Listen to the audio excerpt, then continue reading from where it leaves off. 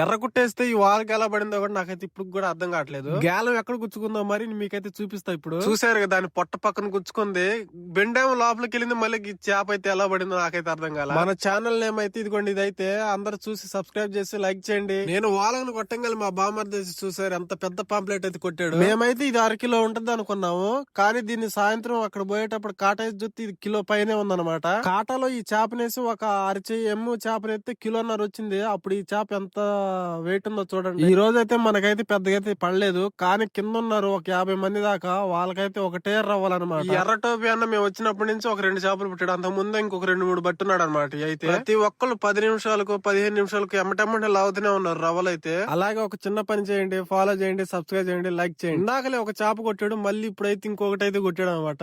అది కూడా తెగాడేస్తుంది, ఇది కూడా కిలో పైనే ఉందన్నమాట. మనకే సరిగ్గా పని కాలేదు, అన్ని ఒక రకమైన చేపలే పడుతున్నాయి. కింద మీద తిప్పలు పడి అట్లాగైతే ఒడ్డుకైతే లాగేసాడు అన్న. అయితే చేప పడిందంటే చాలు ఎవరు పడితే వాడికి బిత్తర బిత్తర చూస్తున్నారు అందరూ. వీడియో నచ్చితే సబ్స్క్రైబ్ చేయండి, లైక్ చేయండి. నెక్స్ట్ వీడియోలో కలుద్దాం.